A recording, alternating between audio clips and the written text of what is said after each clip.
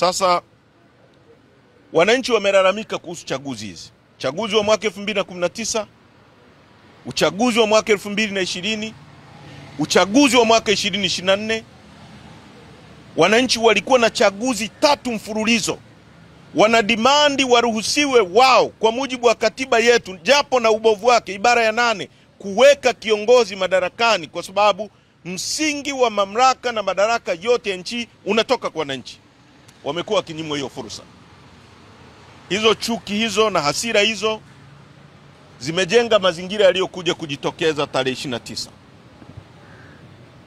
Hasa katika maisha, kwa wale ambao tumesoma hata vita kuu ya pili ya dunia, kulikuwa na long term causes za ile vita, na kulikuwa na short term causes, assassination of Archduke. Watu wakakasirika, wakaingia barabarani. Kwa siku zote watu wanakuwa na maumivu ya muda mrefu. Sasa kuna kitu kina spark, kinaleta matatizo. Kwa wananchi wa Tanzania wamekuwa na malalamiko dhidi ya uonevu. Watu wanachukuliwa, wanawekwa kwenye vituo vya polisi siku 20, siku 30. Mimi nimekaa kituo cha polisi, mimi kiongozi wa chama kikuu cha upinzani, siku 21. Wana disregard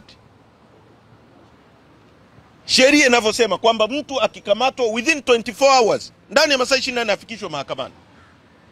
Siku 21 mahabusu ya polisi, narara kwenye simenti siku 21, kinyume cha sheria. Alafu hao watu wanakuambia ufuate sheria. Sheria ipi?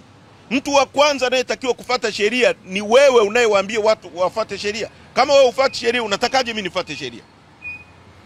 Sasa haya mambo yote haya ya kuvunja sheria, ya kuonea watu, ya kuteka watu, ya kuiba uchaguzi, ndio yaliyosababisha hasira za tarehe 29, tarehe 30, tarehe 31 na mengine. Wameua watu wengi.